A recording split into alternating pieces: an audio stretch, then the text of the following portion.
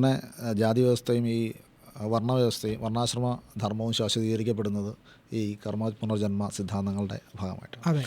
ഇനി നമുക്ക് കുറച്ചും കൂടി ഒരു സമകാലികമായ ഇതിൽ വന്ന ഈ താന്ത്രിക ആചാരങ്ങൾ, ഗ്രന്ഥങ്ങൾ പൊതുസമൂഹത്തിൽ ചർച്ചയായത് കേരളത്തിലെങ്കിലും ഈ ശബരിമല വിഷയം വന്നതോടുകൂടിയാണ്.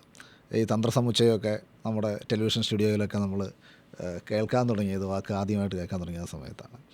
ഈ ശബരിമല സ്ത്രീ പ്രവേശനവുമായിട്ടുള്ള ബന്ധപ്പെട്ട പ്രശ്നം എങ്ങനെയാണ് കേരളത്തിൻ്റെ ഒരു സാമൂഹിക അന്തരീക്ഷത്തെ ക്രമീകരിച്ചത്? ശബരിമല ഈ കലാപകാലത്തിന് ശേഷം കേരളത്തിൽ വലിയൊരു മാറ്റം ഉണ്ടായിരിക്കുന്നു എന്നാണ് ഞാൻ കരുതുന്നത്. അതുകൊണ്ട് കേരളത്തിൻ്റെ സാമൂഹ്യ അവസ്ഥയെ അല്ലെങ്കിൽ കേരള ചരിത്രത്തെ ശബരിമല കലാപത്തിന് മുമ്പും ശബരിമല കലാപത്തിന് ശേഷവും രണ്ടായിട്ട് തരംതിരിക്കണമെന്നാണ് ഞാൻ പറയുക. രണ്ടായിട്ട് തരംതിരിക്കണം. കാരണം അതിനു മുമ്പ് പുരോഗമനാത്മകമായ നിലപാടുകൾ സ്വീകരിച്ചിരുന്ന ഭരണകൂടത്തിനും പുരോഗമനാത്മകമായ നിലപാടുകൾ സ്വീകരിച്ചിരുന്ന വ്യക്തികൾക്കും പ്രസ്ഥാനങ്ങൾക്കും ഈ കലാപത്തിന് ശേഷം വലിയ മാറ്റം ഉണ്ടായി. മുൻപത്തത്രയും ചുണയോടും വീറോടും കൂടി പുരോഗമനാശയങ്ങൾ ഉയർത്തിപ്പിടിക്കുവാൻ അവർക്ക് കഴിയുന്നില്ല. ആ രീതി വലിയ രീതിയിലുള്ള വലത്തുപക്ഷവൽക്കരണം, ആ വലത്തുപക്ഷവൽക്കരണത്തിന് ഭീകരമായ ഒരു ദൃശ്യത ഈ ശബരിമല കലാപകാലത്തുണ്ടായി എന്നുള്ളതാണ്. അതിൽ മാധ്യമങ്ങൾക്കും പങ്കുണ്ട്, ചില പ്രസ്ഥാനങ്ങൾക്കും പങ്കുണ്ട്, ചില വ്യക്തികൾക്കും പങ്കുണ്ട്. ഇവരെല്ലാവരും കൂടെ ചേർന്നാണ് ഇത് സൃഷ്ടിച്ചത്. ഉദാഹരണം പറഞ്ഞാൽ ഒരു സ്ത്രീ കയറിപ്പോകുന്നു അവരുടെ പുറകെ ക്യാമറയും കൊണ്ടുപോയിട്ട് റിപ്പോർട്ട് ചെയ്യുന്നൊരവസ്ഥ. ഇത് അതുവരെ നമ്മൾ ആർജിച്ച കേരളത്തിൻ്റെ സാമൂഹ്യ പുരോഗതിയെ പരിഹസിക്കുന്ന ഒന്നാണ്. ശബരിമലയെ സംബന്ധിച്ച് ചരിത്രം പരിശോധിച്ചാൽ അറിയാം. ശബരിമല അയ്യപ്പനെ സംബന്ധിച്ച സങ്കല്പങ്ങളിൽ നിന്നാണല്ലോ ഈ സ്ത്രീ പ്രവേശനം നിരോധനം ഉണ്ടാകുന്നത്. ഒരു നിശ്ചിത പ്രായത്തിലുള്ള സ്ത്രീകൾക്ക് നിരോധനം ഏർപ്പെടുത്തുന്നത്. എവിടെയാണ് അതിന് തെളിവ്? ഏതെങ്കിലും ഒരു ടെസ്റ്റിൽ അത് സംബന്ധിച്ച് തെളിവ് വേണ്ടേ? ഈ ബ്രാഹ്മണ്യം അടിച്ചിറക്കിയ ഒരു കഥയാണല്ലോ ഇത്. ഒരു നിശ്ചിത പ്രായത്തിലുള്ള സ്ത്രീകൾ അവിടെ വരാൻ പാടില്ല എന്ന് പറയുന്ന അനുഷ്ഠാനം, ഒരു സങ്കല്പം ഉണ്ടാകുക. അങ്ങനെയാണെങ്കിൽ ഈ ബ്രാഹ്മണ്യം പറയേണ്ട മറുപടി, നിങ്ങൾ അയ്യപ്പൻ്റെ ഏത് മന്ത്രം ഉപയോഗിച്ചാണ് അയ്യപ്പനെ പൂജിക്കുന്നത്? ശബരിമലയിൽ അയ്യപ്പനാണെന്നാണല്ലോ പറയുന്നത്. ഏത് മന്ത്രം ഉപയോഗിച്ചാണ് അയ്യപ്പനെ പൂജിക്കുന്നത്? അയ്യപ്പൻ എന്ന് പറയുന്ന ഒരു ദേവതാസങ്കല്പത്തെ പറ്റി പോലും ഒരു പരാമർശം കേരളത്തിലെ തന്ത്രഗ്രന്ഥങ്ങളിലില്ല. അയ്യപ്പൻ എന്ന് പറയുന്ന ഒരു നാമധാരി കേരളത്തിലെ തന്ത്രഗ്രന്ഥത്തിൽ അങ്ങനെ ഒരു ദേവതാസങ്കല്പമേ ഇല്ല. അയ്യപ്പൻ തദ്ദേശീയ ജനവിഭാഗങ്ങളുടെ ദൈവമായിരുന്നു. അയ്യപ്പൻ ഇവിടുത്തെ ദളിതരുടെയും പിന്നോക്ക ജാതിക്കാരുടെയും ദൈവമായിരുന്നു. ആ ദൈവത്തെ ബ്രാഹ്മണ്യം അപഹരിച്ചതാണ്. അതിൻ്റെ ഒരു തെളിവ് നമുക്ക് തിരുപ്പുലിയൂർ ഗ്രന്ഥവരിയിൽ നിന്ന് ലഭിക്കുന്നുണ്ട്. തിരുപ്പുലിയൂർ ഗ്രന്ഥവരിയിൽ പറയുന്നത്, കൂന്തൽ എന്നൊരു ഭൂതം അതിന് ശാസ്താവായി നിവേദ്യം. തിരുപ്പുലിയൂർ ഗ്രന്ഥവരിയിലെ പരാമർശമാണ് കൂന്തൽ എന്നൊരു ഭൂതം അതിന് ശാസ്താവായി നിവേദ്യം. അപ്പോൾ തിരുപ്പുലിയൂരെ കാവിൽ ആരാണ് ആദ്യം ഉണ്ടായിരുന്നത്? കൂന്തൽ എന്നൊരു ഭൂതം ഉണ്ടായിരുന്നത്. ആ ഭൂതത്തെ പൂജിച്ചിരുന്ന അവിടുത്തെ തദ്ദേശീയ ജനവിഭാഗങ്ങളായിരുന്ന അടിത്തട്ട് ജനതയായിരുന്നു അദ്ദേഹത്തെ പൂജിച്ചത്. ഈ കൂന്തൽ ഭൂതത്തെ പൂജിച്ചിരുന്നത്. ബ്രാഹ്മണർ വന്ന കൂന്തൽ ഭൂതത്തെ ആരാക്കി മാറ്റി? ശാസ്താവാക്കി മാറ്റി. ശബരിമലയിൽ അയ്യപ്പനെ ബ്രാഹ്മണർ ശാസ്താവാക്കി മാറ്റി, ഉപനയിച്ചു, പൂണൂലിടിയിപ്പിച്ചു. പൂണൂലിടാത്ത ഏതെങ്കിലും ദൈവമുണ്ടോ ഇവിടെ? മുഴുവൻ ദൈവങ്ങളും പൂണൂലിട്ടവർ. എങ്ങനെയാണ് ഈ ദൈവങ്ങൾക്ക് മുഴുവൻ പൂണൂല് വന്നത്? കാരണം അത് ബ്രാഹ്മണ്യത്തിൻ്റെ ഭാവനയായതുകൊണ്ടാണ് ഈ ദൈവങ്ങൾക്കെല്ലാം പൂണൂല് വന്നത്. ബഹുജനങ്ങളുടെ ഭാവനയിൽ ഒരിക്കലും പൂണൂലിട്ടൊരു ദൈവം ഉണ്ടാകത്തില്ല. പൂണൂലിട്ട ദൈവം ഉണ്ടാകുന്നത് ബ്രാഹ്മണരുടെ ഭാവനയിൽ നിന്നാണ്. അതുകൊണ്ടാണ് ഈ ഹൈന്ദവം എന്ന് പറയുന്ന പാന്തിയോണിൽ ഈ ദേവതാ സങ്കല്പങ്ങളിൽ മുഴുവൻ പൂണൂലിട്ട ദൈവം ഉണ്ടായത്. അതുകൊണ്ടാണ് സാധാരണക്കാർക്ക് ദൈവങ്ങളിൽ എവിടെയാണ് പൂണൂലുള്ള ദൈവം ഉണ്ടാകുന്നത്? അതിൻ്റെ അർത്ഥം തന്നെ ഇതൊന്നും ദളിതരുടെ ബഹുജനങ്ങളുടെ ദൈവസങ്കല്പം അല്ലെന്ന് തീർത്തും വ്യക്തമാണ്. രണ്ട് തരത്തിലാണ് ബ്രാഹ്മൺ ഈ അപഹരണം നടത്തിയത്. ഒന്ന്, തദ്ദേശീയ ജനവിഭാഗത്തിൻ്റെ അവർണരുടെ ദേവതാ സങ്കല്പങ്ങളെ ബ്രാഹ്മണ്യം എന്താക്കി മാറ്റി? പൂണൂലിട്ട് ഉപനയിച്ച് അപഹരിച്ചെടുത്തു. വൈദിക ബ്രാഹ്മണ മതത്തിന് അയ്യപ്പനുണ്ടോ? ഋഗ്വേദത്തിലെവിടെങ്കിലും അയ്യപ്പനെ പറ്റി പരാമർശമുണ്ടോ? യജുർവേദത്തിലുണ്ടോ? സാമവേദത്തിലുണ്ടോ അയ്യപ്പനെ പറ്റി പരാമർശം? ബ്രാഹ്മണർ എഴുതിക്കൂട്ടിയ ഏതെങ്കിലും സംസ്കൃത ഗ്രന്ഥത്തിൽ അയ്യപ്പനുണ്ടോ? 19-ാം നൂറ്റാണ്ടിൻ്റെ ഉത്തരാർത്ഥത്തിൽ രചിക്കപ്പെട്ട കുഴിക്കാട്ട് പച്ചയിൽ പോലും അയ്യപ്പനില്ല.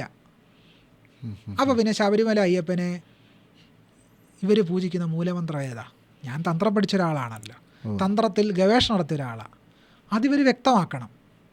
അത് പറയാതെ വന്നിരുന്ന ആചാരവാദിയായി ചമഞ്ഞിട്ട് കാര്യമില്ല. ഈ ചോദ്യത്തിന് ഒരു മറുപടി പറയണം. ഏത് മൂലമന്ത്രം കൊണ്ടാണ് ഇവർ പൂജിക്കുന്നത് അയ്യപ്പനെ? അങ്ങനൊരു മന്ത്രമില്ല. ശാസ്താവിനെ പറ്റിയുള്ള പരാമർശങ്ങളെ തന്ത്രഗ്രന്ഥങ്ങളിലുള്ളൂ. ശാസ്താവ് അയ്യപ്പന് ഒന്നാന്ന് പറഞ്ഞാൽ ശരിയാവത്തില്ല. ശാസ്താവ് അയ്യപ്പന് ഒന്നാന്ന് പറഞ്ഞാൽ വീണ്ടും ഒരു പ്രശ്നം സംഭവിക്കും.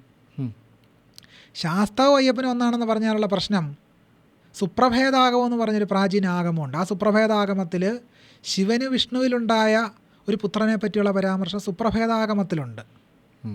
ആ സുപ്രഭേദാഗമത്തിൽ പന്തളത്ത് ഇങ്ങനൊരു പുത്രൻ ജനിച്ചതിനെ പറ്റിയോ പന്തളം രാജാവ് എടുത്തു വളർത്തിയ ഒരു കുമാരനെ പറ്റിയുള്ള യാതൊരു പരാമർശങ്ങളും സുപ്രഭേദാഗമത്തിലില്ല. അപ്പോൾ സുപ്രഭേദാഗമത്തിലുണ്ടാകുന്ന പുത്രൻ്റെ പേര് അയ്യപ്പനെന്നല്ല, ശാസ്താവെന്നാണ്. അപ്പോൾ അയ്യപ്പൻ ശാസ്താവെന്ന് പറഞ്ഞാൽ തന്നെ അവിടെ വലിയ കോൺട്രഡിക്ഷൻ സംഭവിക്കും. ഈ കോൺട്രഡിക്ഷൻ അവിടെ മറുപടിയില്ല. ബ്രാഹ്മണർക്കും ബ്രാഹ്മണ്യത്തിനും മറുപടിയില്ല. അതുകൊണ്ടാണ് ഈ ചോദ്യങ്ങളിൽ നിന്നെല്ലാം അവരൊഴിഞ്ഞു മാറുന്നത്. നൈഷ്ഠിക ബ്രഹ്മചര്യം എന്നുള്ള സങ്കല്പം തന്നെ ഈ ശാസ്താവ് എന്ന സങ്കല്പത്തിന് നിരക്കുന്ന ഒന്നല്ല. കാരണം ശാസ്താവ് എന്ന് പറയുന്ന സങ്കല്പത്തിൽ പൂർണ്ണ എന്ന ഭാര്യയും പുഷ്കലൻ എന്ന മകനോടും കൂടി ഉള്ള ഒരു ശാസ്ത്ര സങ്കല്പം തന്ത്രഗ്രന്ഥങ്ങളിൽ കാണാം. പ്രഭ എന്ന ഭാര്യയോടും സത്യകൻ എന്ന മകനോടും കൂടിയുള്ള ശാസ്താവിനെ പറ്റിയുള്ള പരാമർശങ്ങൾ കാണാം. സ്നിഗ്ധാരള വിസാരി കുന്തളഭരം സിംഹാസനാദ്യാസിനം എന്ന് തുടങ്ങുന്ന ധ്യാനത്തിൽ പ്രഭ എന്ന ഭാര്യയോടും സത്യകൻ എന്ന മകനോടും കൂടിയുള്ള പരാമർശം കാണാം. അത്ഭുതകരമെന്ന് പറയട്ടെ. അത്ഭുതമെന്ന് ഞാൻ പറയാൻ കാരണം, മുൻപ് കേരളത്തിലെ ഒരു പ്രധാനപ്പെട്ട അയ്യപ്പ ക്ഷേത്രത്തിൻ്റെ മുമ്പിലൂടെ ഞാൻ സഞ്ചരിക്കുമ്പോൾ മുമ്പ് അവിടെ ബോർഡിൽ എഴുതി വെച്ചിരുന്നത് ധർമ്മശാസ്ത്ര ക്ഷേത്രം എന്നാണെങ്കിൽ അടുത്ത കാലത്ത് ഞാൻ ആ വഴിയിലൂടെ പോയപ്പോൾ കണ്ടത് ധർമ്മശാസ്താവ് എന്ന് പറയുന്ന പേര് മായ്ച്ചു കളയുകയും അവിടെ അയ്യപ്പൻ എന്ന പേര് എഴുതി വെക്കുകയും ചെയ്തു എന്നുള്ളതാണ്. എന്താണ് കാരണം അതിന്? കാരണം ഈ പറയുന്ന ശബരിമല കലാപത്തിന് ശേഷം അങ്ങനെ ഒരു മാറ്റം ഉണ്ടായി. അയ്യപ്പനായി ചിത്രീകരിക്കാനുള്ള ശ്രമം. യഥാർത്ഥത്തിൽ ശാസ്താവാണുള്ളത്. ഞാൻ ഉന്നയിക്കുന്ന വാദം എന്ന് പറയുന്നത് കേരളത്തിൻ്റെ തദ്ദേശീയമായ ദൈവത്തെ, ആര്യേതര മൂർത്തിയെ, അബ്രാഹ്മണരുടെ ദൈവമായ അയ്യപ്പനെ ബ്രാഹ്മണർ പൂലൂടിട്ട് ശാസ്താവാക്കി മാറ്റി എന്നുള്ളതാണ്. ഈ ശാസ്താവും ബ്രാഹ്മണരുടെ ദൈവം ആയിരുന്നില്ല. ശാസ്താവിന് തമിഴകത്തെ സങ്കല്പമായിട്ടൊക്കെ വളരെയധികം വന്നു. ഉത്തരേന്ത്യയിൽ ഇങ്ങനെ ഒരു ശാസ്താവ് എന്ന് പറയുന്ന സങ്കല്പമൊന്നും ഉത്തരേന്ത്യയിലില്ല. ശാസ്താവ് എന്ന് പറയുന്ന സങ്കല്പം ദക്ഷിണേന്ത്യയിൽ വിശേഷിച്ച് തമിഴകത്ത് വളരെ ശക്തമായിട്ടുണ്ട് സങ്കല്പം. നിങ്ങൾ ശ്രദ്ധിച്ചു നോക്കിയാൽ അറിയാം, ശബരിമലയിൽ ആറാട്ടിന് എഴുന്നള്ളിക്കുന്ന ഉത്സവം നോക്കിയാൽ അറിയാം, കയ്യിൽ വാളും പിടിച്ച് നിൽക്കുന്ന ഒരു വീരനായ യോദ്ധാവിൻ്റെ ബിംബമാണ് നമ്മൾ ശീവേലി ബിംബമായിട്ട് കാണുക. അല്ലാതെ നമ്മൾ പൊതുവെ അയ്യപ്പൻ്റെ ചിത്രം കാണുമല്ലോ, ഇങ്ങനെ ധ്യാനമുദ്രസ്ഥിതനായിരിക്കുന്ന ഒരു അയ്യപ്പൻ. ആ അയ്യപ്പൻ നമ്മൾ എവിടെ കാണില്ല? ഈ ശീവേലി ബിംബത്തിൽ നമ്മൾ കാണില്ല, ശ്രീബലി ബിംബത്തിൽ കാണില്ല. അവിടെ യോദ്ധാവായ വാളും പിടിച്ച് നിൽക്കുന്ന, അരയിൽ കൈയും കൊടുത്ത് നിൽക്കുന്ന ഒരു യോദ്ധാവിൻ്റെ ബിംബമാണ് ഈ ശ്രീബലി ബിംബത്തിലുള്ളത്. രസകരമായ ഒരു കാര്യം, ഈ അയ്യപ്പനെ അണിയിക്കുന്ന ഈ പ്രഭയുണ്ടല്ലോ, സംക്രമ സമയത്ത്, മകര സംക്രമ അഭിഷേക സമയത്ത്, അത് മീശയുള്ള പ്രഭയാണ്. മീശയുണ്ടതിൽ, ചുരികയുണ്ടതിൽ. ഈ ചുരിക മീശയൊക്കെ എങ്ങനെ വന്നു? ഒരു യോദ്ധാവിനെയാണത് അനുസ്മരിപ്പിക്കുന്നത്. അപ്പോൾ ഈ ധ്യാനമഗ്നനായ അയ്യപ്പ സങ്കല്പം എന്തിൻ്റെ? അതാണ് ഞാൻ പറഞ്ഞത്. അതിലേക്ക് പിന്നീട് രൂപമാറ്റം വരികയാണ്. രൂപമാറ്റം വരുന്നതിന് കാരണം ശബരിമലയെ സംബന്ധിച്ച് നൂറ്റാണ്ടുകളുടേതായ ആശയങ്ങളും വിശ്വാസങ്ങളും ഉണ്ട്. ആ ആശയങ്ങളും വിശ്വാസങ്ങളും ഒന്നിനു മേലൊന്നായി ഇങ്ങനെ വന്ന് അടിയുക. കാരണം ആ ധ്യാനമുദ്രസ്ഥിതനായ അയ്യപ്പൻ എന്ന് പറയുന്ന അതാ അതിലേക്കാണ് ഞാൻ വരുന്നത്. ധ്യാനമുദ്രസ്ഥിതനായ അയ്യപ്പൻ്റെ ആ ഒരു ആശയം, ആ ഒരു സങ്കല്പത്തിന് അയ്യപ്പന് ഈ ബുദ്ധമാർഗവുമായിട്ടാണ് വളരെയധികം ബന്ധമുള്ളത്. ശരണം വിളി എവിടെ നിന്ന് വന്നു? ബുദ്ധം ശരണം ഗച്ഛാമി എന്നുള്ള ആ ശരണം വിളിയാണ് ഇന്ത്യയിലെ ഏറ്റവും മുഴക്കമുള്ള ശരണം വിളി. ബുദ്ധനെ ഞാൻ ശരണം പ്രാപിക്കുന്നു. അപ്പോൾ ആ ഒരു ബുദ്ധമാർഗത്തിൻ്റെ ഒരു വളരെ ശക്തമായ വിശ്വാസ പാരമ്പര്യം അവിടെ അടിഞ്ഞുകൂടിയിട്ടുണ്ട്, ശബരിമലയിൽ അടിഞ്ഞുകൂടിയിട്ടുണ്ട്. ഇപ്പോൾ ബ്രാഹ്മണ്യം പിൽക്കാലത്ത് അവിടെ കയ്യേറ്റതോടുകൂടിയാണ് അവിടുന്ന് ആദിവാസികളെ പുറത്താക്കി. പക്ഷേ ഇവരെ എല്ലാം പുറത്താക്കിയിട്ട് പോലും മുമ്പ് അവിടെ നിലനിന്നിരുന്ന ഒരുപാട് ആചാരങ്ങളുടെ അനുഷ്ഠാനങ്ങളുടെ ബിംബം ഇന്ന് അവിടെ ഉണ്ട്. അതിൽ പ്രധാനപ്പെട്ട 2 ബിംബങ്ങളാണ് കറുപ്പസ്വാമിയും വാവരും. വാവരാണ് ഇപ്പോൾ അടുത്ത ഇരയായിട്ട് വന്നിരിക്കുന്നത്. അപ്പം വാവരെ എങ്ങനെയെങ്കിലും അവിടെ നിന്ന് പുറത്താക്കുക എന്നുള്ളത് പുറത്താക്കുക ലക്ഷ്യമാക്കിയിരിക്കുന്നതിന് പിന്നിൽ ശബരിമലയെ ഒരു തനി ബ്രാഹ്മണ്യ ഹൈന്ദവ ക്ഷേത്രമാക്കുക എന്നുള്ള ലക്ഷ്യമാണ് അതിന് പിന്നിലുള്ളത്. ശബരിമല അങ്ങനത്തെ ഒന്നും ആയിരുന്നില്ല. ഇപ്പോൾ കറുപ്പസ്വാമി പൂജിച്ചുകൊണ്ടിരുന്ന ആരായിരുന്നു കറുപ്പസ്വാമി? കറുപ്പസ്വാമി എന്ന് പറയുന്ന സങ്കല്പം ഉണ്ടായതിനെപ്പറ്റി വിപുലമായി ഒന്ന് അന്വേഷിക്കണം. അപ്പോഴാണ് നമുക്ക് മനസ്സിലാകുന്നത് കറുപ്പസ്വാമി എന്ന് പറയുന്നത് അവിടുത്തെ ഒരു പൂർവ്വഗോത്ര ഒരു പൗരോഹിത്യം ചെയ്തിരുന്ന ഒരാളിനെ സംബന്ധിച്ച ഒരു മൂർത്തി സങ്കല്പമായിരുന്നു കറുപ്പസ്വാമി എന്ന് പറയുന്നത്. ഒരു ഗോത്രമൂർത്തി എന്ന് നമുക്ക് വേണമെങ്കിൽ പറയാം. അതിനെയൊക്കെ സംബന്ധിച്ച പരാമർശങ്ങൾ, രേഖകൾ നമുക്ക് ലഭിക്കുന്നുണ്ട്. പി എസ് തെക്കുംഭാഗത്തിൻ്റെ ശബരിമലയെ സംബന്ധിച്ച ചരിത്രത്തിൽ അത് കാണാം. അദ്ദേഹം ഒരു ചരിത്രകാരനും അന്വേഷകനുമായിരുന്നു. ഈ ബ്രാഹ്മണ മതത്തിന് ആർത്തവമുള്ള സ്ത്രീകളോട് എന്താണ് അത്ര വിരോധം? രണ്ട് തരത്തിലാണ് അതിനെ പരിശോധിക്കേണ്ടത്. ഒന്ന് ഭയം, ബ്രാഹ്മണ്യത്തിൻ്റെ വലിയ ഭയം. ബ്രാഹ്മണ്യത്തിൻ്റെ വലിയ ഭയം എന്ന് എടുത്തു പറയാൻ കാരണം, ആദ്യഘട്ടത്തിൽ ശക്തമായിട്ട് വേരോട്ടം ഉണ്ടായിരുന്നത് ശാക്തേയമായ സ്ത്രൈണപരമായ ഒരു ആരാധന. സ്ത്രൈണമെന്ന് പറയുമ്പോൾ ലജ്ജയെന്നോ വിനമ്രതയെന്നോ എന്നൊന്നും നമ്മുടെ സങ്കല്പത്തിലേക്ക് കടന്നു വരേണ്ടതായിട്ടില്ല. കാരണം അത് ശക്തിയാണ്. അതുകൊണ്ട് ആ സ്ത്രൈണമെന്ന് പറയുമ്പോൾ ലജ്ജയോ നമ്രതയോ അടങ്ങി ഒതുങ്ങിയിരിക്കലോ എന്നുള്ളതും നമ്മുടെ മനസ്സിൽ കടന്നു വരാൻ പാടില്ല എന്ന് പറയുന്നത് അതുകൊണ്ടാണ്. അപ്പോൾ സ്ത്രൈണമായ ശക്തിപരമായ ഒരു ആരാധനയ്ക്ക് വലിയ പ്രാധാന്യം ഉണ്ടായിരുന്നു ഇന്ത്യയിൽ. ആർത്തവ രക്തം ആരാധിക്കുന്ന ഒരു പാരമ്പര്യം ഇന്ത്യയിൽ ഉണ്ടായിരുന്നു. ജയദ്രഥയാമളം എന്ന് പറഞ്ഞൊരു യാമള ഗ്രന്ഥമുണ്ട് ഇന്ത്യയിൽ. 7-ാം നൂറ്റാണ്ടിലാണ് അത് ലഭിക്കുന്നത്. അതിൻ്റെ മാനുസ്ക്രിപ്റ്റിന് അത്രയും പഴക്കമുണ്ട്. ആ ഗ്രന്ഥത്തിൽ പറയുന്നത് ആർത്തവ രക്തം തൃശൂലത്തിൽ അഭിഷേകം ചെയ്ത തൃശൂലത്തിലേക്ക് ദേവിയെ ആവാഹിച്ച് വരുത്തി പൂജ ചെയ്യുന്നതിനെ പറ്റിയാണ് ജയദ്രഥയാമളത്തിൽ പറയുന്നത്. ആസാമിലെ കാമാഖ്യ ക്ഷേത്ര ഉത്സവം എന്ന് പറയുന്നത് ദേവിയുടെ ആർത്തവുമായി ബന്ധപ്പെട്ട. ചെങ്ങന്നൂർ ദേവിയുടെ ആർത്തവം തൃപ്പൂത്ത് എന്ന രീതിയിൽ അറിയപ്പെടുകയും വലിയ രീതിയിൽ ആഘോഷിക്കപ്പെടുകയും ചെയ്യുന്നുണ്ട്. അത് തെളിയിക്കുന്ന എന്താണ്? ആർത്തവം ഉത്സവമായി കണ്ടിരുന്ന ആർത്തവം എന്ന് പറയുന്നത് ഫലഭൂയിഷ്ഠതയുമായി ബന്ധപ്പെട്ട്, ഉൽപ്പാദനവുമായി ബന്ധപ്പെട്ട്, ആ ആർത്തവത്തെ കൃഷിയുമായി ബന്ധപ്പെടുത്തി, കൃഷിയുടെ ഫലഭൂയിഷ്ഠതയുമായിട്ടൊക്കെ ബന്ധപ്പെടുത്തി കാണുന്ന ഒരു കാർഷിക സംസ്കാരം തന്നെ ഇന്ത്യയിലുണ്ടായിരുന്നു. അതിനെങ്ങനെ മാറ്റം വന്നു? ഇത് തദ്ദേശീയമായ ആര്യേതരമായൊരു സങ്കല്പമായിരുന്നു ഇത്. ഇതിന് മാറ്റം വരുന്നത് പുരുഷാധിപത്യപരമായ വൈദിക പൗരോഹിത്യം, വേദകാല പൗരോഹിത്യം ഊട്ടിയുറപ്പിക്കപ്പെടുന്നതോടുകൂടിയാണ്. വേദത്തിൽ നോക്കിയാൽ അറിയാം, വേദത്തിൽ എത്ര സ്ത്രീ ദേവതകളുണ്ട്? വളരെ ചുരുക്കം സ്ത്രീ ദേവതകളേ ഉള്ളൂ. മുഴുവൻ പുരുഷ ദേവതകളാണ്. ഇന്ദ്രൻ, അഗ്നി, യമൻ, വരുണൻ, വായു. സരസ്വതി എന്നോ നിദ്ര ഒരു ദേവതയായിട്ടാണ് ഋഗ്വേദത്തിൽ കടന്നു വരുന്നത്. ഇങ്ങനെ കുറച്ച് രാത്രി ഒരു ദേവതയായിട്ടാണ് കടന്നു വരുന്നത്. ഇങ്ങനെ കുറച്ച് എണ്ണിപ്പെറുക്കാവുന്ന കുറച്ച് സ്ത്രീ ദേവതകൾ ഒഴിച്ചാൽ ഋഗ്വേദത്തിലൊരു പുരുഷാധിപത്യ വ്യവസ്ഥയാണ് നമ്മൾ കാണുന്നത്. അപ്പോൾ ഇന്ത്യയിലേക്ക് കടന്നു വരുന്ന ആര്യന്മാർ പുരുഷാധിപത്യ സംസ്കാരവുമായിട്ടാണ് ഇന്ത്യയിലേക്ക് വന്നിട്ടുള്ളത്. തന്നെയല്ല, ഒരു സൂക്തത്തിലൂടെ തന്നെ അതിൽ നിന്ന് വ്യക്തമാണ്. സ്വന്തം ഭർത്താവിന് മുമ്പിൽ തൻ്റെ നഗ്നത വെളിപ്പെടുത്തുന്ന സ്ത്രീയെ പോലെയാണ് എന്നൊരു ഉപമ പറഞ്ഞിട്ടൊരു കാര്യത്തെ വിശദീകരിക്കുന്നുണ്ട് ഋഗ്വേദത്തിൽ. ആ ഉപമ എന്താ വിശദീകരിക്കുന്നത്? ആ ഉപമ ഒന്നാന്തരം പുരുഷന്റെ നോട്ടമാണ്, ഒരു സ്ത്രീയുടെ നോട്ടമല്ലത്. അല്ല. അതായത് വേദസൂക്തത്തിൻ്റെ അർത്ഥം അറിയാൻ കഴിയുന്നത് എപ്രകാരമാണ് എന്ന് പറയുന്ന സന്ദർഭത്തിൽ ഈ പറയുന്നത് ഒരു സ്ത്രീയുടെ ആ സൂക്തത്തിൻ്റെ അർത്ഥം അങ്ങനെ, ഒരു സ്ത്രീയുടെ രഹസ്യഭാഗങ്ങൾ അവളുടെ ഭർത്താവായ പുരുഷന് മാത്രം തൊട്ടറിയാൻ കഴിയുന്നത് പോലെ ആണ് ഈ സൂക്തത്തിൻ്റെ രഹസ്യം അർത്ഥം അറിയാൻ കഴിയും. ഇതുപോലെ ലളിതാ സഹസ്രനാമത്തിലും കാണാം. ഇതുപോലെ ദേവിയുടെ പാദങ്ങൾ പറ്റി വർണ്ണിക്കുന്ന സമയത്ത് ലളിതാ സഹസ്രനാമത്തിൽ പറയും ശിവന് മാത്രം അറിയാൻ കഴിയുന്ന പാദങ്ങളോട് കൂടിയവൾ. ഞാനത് കുറച്ച് പാദങ്ങളെന്ന് പറയുന്നതാണ്, പക്ഷെ അത് കുറച്ചും കൂടെ ആഴത്തിൽ പറയേണ്ട കാര്യമാണ് എന്ന് പറയുന്നുണ്ട് ലളിതാ സഹസ്രനാമത്തിൽ. അപ്പോൾ ഇതെവിടുന്ന് വരുന്നു? ഇതൊരു ആര്യബ്രാഹ്മണ പുരുഷന്റെ നോട്ടമാണിതല്ല, സ്ത്രീവിരുദ്ധമായ നോട്ടമാണ്. ഒരു സ്ത്രീ ഈ സൂക്തം എഴുതിയാൽ എങ്ങനെ ഇരിക്കും? ദേവതകളിൽ പോലും ആ ഒരു നോട്ടം തന്നെയാണ്. ആ ബ്രാഹ്മണ പുരുഷന്റെ ആൺകോയ്മ നോട്ടമാണിതല്ല. അതുകൊണ്ടാണ് അങ്ങനെ ഒരു സ്ത്രീ സൂക്തം എഴുതിയാൽ ഇങ്ങനെ എഴുതുമോ? എങ്ങനെ ആയിരിക്കും? ഗാർഗി ഒരു ചോദ്യം യാജ്ഞവൽക്കനോട് ചോദിച്ചപ്പോൾ നിന്റെ തല ഇവിടെ കടന്ന് ഉരുളുവന്നല്ലേ യാജ്ഞവൽക്യൻ പറഞ്ഞത്. ചോദ്യം ചോദിക്കുന്ന ഗാർഗിയോട് ദേഷ്യപ്പെടുക യാജ്ഞവൽക്യൻ ചെയ്തത്. അപ്പം ഞാനിത് ഇത്രയും വിശദീകരിക്കാൻ കാരണം പുരുഷാധിപത്യ സംസ്കാരവുമായിട്ടാണ് ആര്യബ്രാഹ്മണ മതം ഇന്ത്യയിലേക്ക് കടന്നു വന്നത്. ഇന്ത്യയിൽ വേരോട്ടമുണ്ടായിരുന്ന ശാക്തേയമായ സ്ത്രീ ആരാധനയ്ക്ക് പ്രാമുഖ്യമുണ്ടായിരുന്ന വ്യവസ്ഥകൾ കീഴ്മേൽ മറിച്ചത് ഇന്ത്യയിലേക്ക് കടന്നു വന്ന ആര്യബ്രാഹ്മണ മതമായിരുന്നു. ആ ആര്യബ്രാഹ്മണ മതത്തിൻ്റെ നോട്ടവ്യവഹാരങ്ങളും അനുഷ്ഠാന വ്യവഹാരങ്ങളുമാണ് ആർത്തവത്തെ അശുദ്ധമായി കാണാൻ പ്രേരിപ്പിച്ചത്. സ്ത്രീയുടെ സാമൂഹിക അവസ്ഥയുമായി ബന്ധപ്പെട്ടാണെങ്കിലും ചാതുർവർണ്ണ വ്യവസ്ഥയുമായിട്ട് ബന്ധപ്പെട്ടാണെങ്കിലും ഈ പുരാണാതിഹാസങ്ങളും വേദങ്ങളും എല്ലാം മുന്നോട്ട് വയ്ക്കുന്ന ഒരു സംസ്കൃതിയുണ്ട്, ഒരു മൂല്യബോധമുണ്ട്. പ്രത്യേകിച്ച് നമ്മുടെ പുരാണങ്ങൾ വീരപുരുഷന്മാരായിട്ട് അവതരിപ്പിക്കുന്ന ആളുകളെല്ലാം ആ ഒരു മൂല്യബോധത്തെ, ആ ഒരു ധാർമ്മികതയെ ഉയർത്തിപ്പിടിക്കുന്നതിന് വേണ്ടി അവതരിച്ചവരാണ്. ആ ഒരു പശ്ചാത്തലത്തിൽ നിന്ന് നമ്മുടെ ഒരു സമകാലിക രാഷ്ട്രീയ സാഹചര്യത്തിലും കൂടി എത്തുമ്പോൾ ഇതിഹാസങ്ങൾ, പ്രത്യേകിച്ച് രാമായണം ഇന്ത്യൻ സമൂഹത്തോട് ചെയ്തത് എന്താണ്? രാമായണം ഇന്ത്യൻ സമൂഹത്തോട് ഏറ്റവും വലിയ പാതകം എന്ന് പറയുന്നത് സ്ത്രീകളെ ഏറ്റവും മോശക്കാരായി സ്ഥാനപ്പെടുത്തി എന്നുള്ളതാണ്.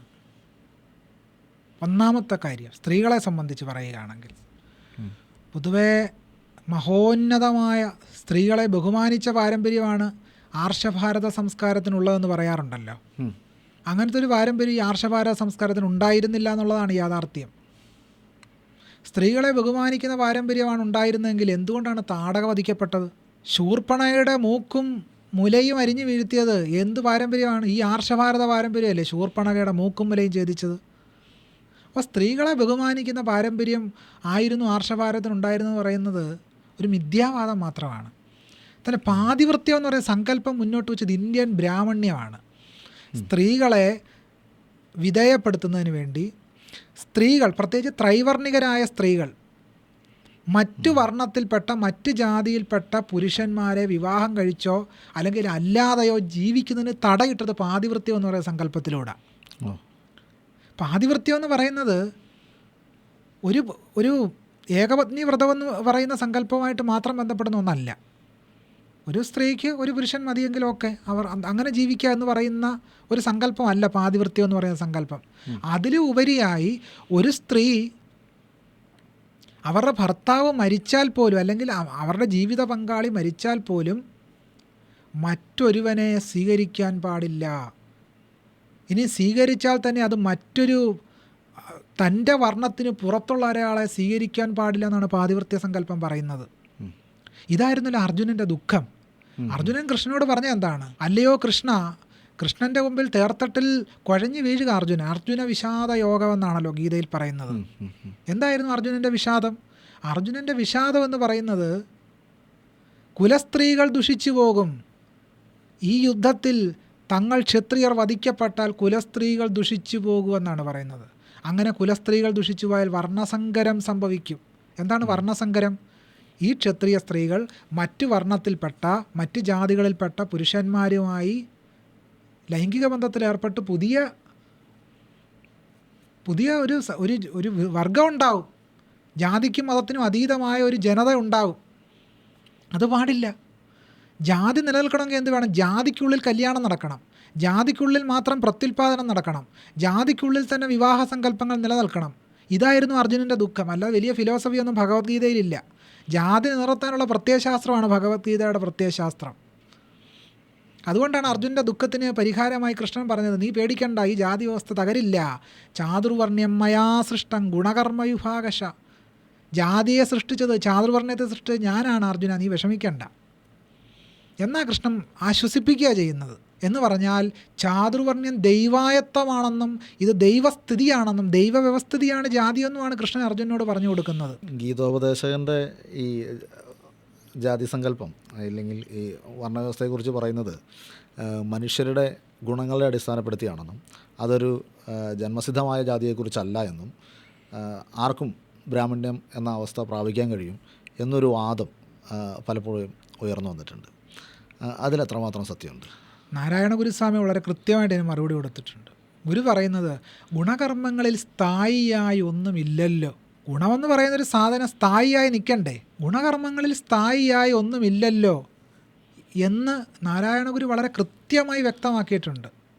അതുകൊണ്ട് തന്നെ ഈ കർമ്മ സിദ്ധാന്തത്തിന്, ഈ ചാതുർവർണ്ണ സിദ്ധാന്തത്തിന് അടിത്തറയില്ലെന്ന് ഗുരുസ്വാമികൾ വളരെ കൃത്യമായിട്ട് വ്യക്തമാക്കിയിട്ടുണ്ട്. ഇനി അങ്ങനെ ആണെങ്കിൽ എന്തുകൊണ്ടാണ് വിശ്വാമിത്രൻ ഇത്രയും വലിയ തപസ് ചെയ്യേണ്ടി വന്നത്? വസിഷ്ഠന് ജന്മസിദ്ധമായിരുന്നു ബ്രാഹ്മണ്യം. പക്ഷേ വിശ്വാമിത്രൻ വലിയ തപസ് ചെയ്തിട്ടും വിശ്വാമിത്രന് ബ്രാഹ്മണ്യം നേടാനായില്ല.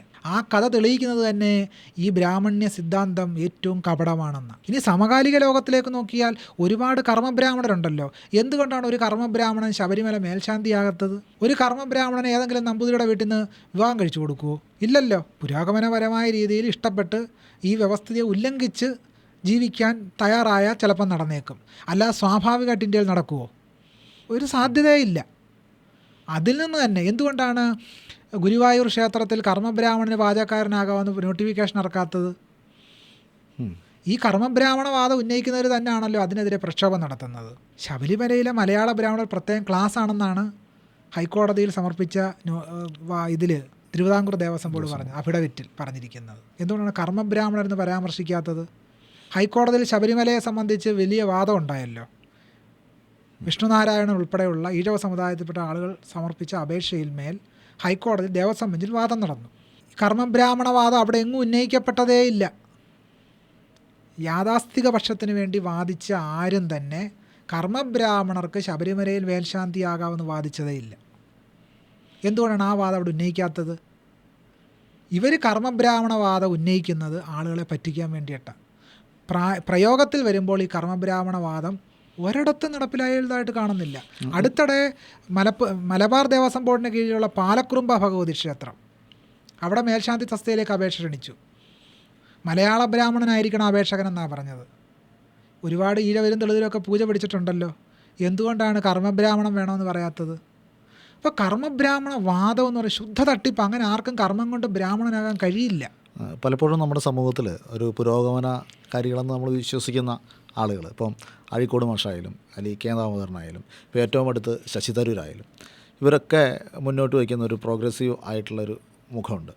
ഈ പ്രത്യേകിച്ചും ശങ്കരൻ്റെ അദ്വൈത സിദ്ധാന്തവുമായിട്ട് ബന്ധപ്പെടുത്തി എല്ലാവരെയും ഒരുമിച്ച് കാണുന്ന ഒരു സങ്കല്പമാണ് ഇതെന്നും, മറ്റു തരത്തിലുള്ള ഇത് ജാതിയെ ഉറപ്പിക്കുന്നതാണ്, ജാതി ജന്മം കൊണ്ട് സംഭവിക്കുന്നതാണ് എന്നൊക്കെ പറയുന്നത് ശരിയല്ല എന്നും ഇപ്പോൾ അഴീക്കോട് മാഷിൻ്റെ ഭാരതീയം സീരീസിൽ അതിനെക്കുറിച്ചൊക്കെ ആ ഒരു തരത്തിലുള്ളൊരു വാദം അദ്ദേഹം ഉന്നയിക്കുന്നുണ്ടായിരുന്നു. ഇപ്പോൾ തത്വമസിയിലാണെങ്കിലും ഈ പറയുന്ന മുന്നോട്ട് വയ്ക്കുന്നത് ഇത് വളരെ പ്രോഗ്രസീവും വളരെ ഇൻക്ലൂസീവും എല്ലാവരെയും ചേർത്ത് നിർത്തുന്നതുമായിട്ടുള്ള ഒരു സിദ്ധാന്തമാണ് സോ കോൾഡ് ഹൈന്ദവ സിദ്ധാന്തം എന്ന് പറയുന്നുണ്ട്. അത് സത്യത്തിൽ ശരിയാണോ?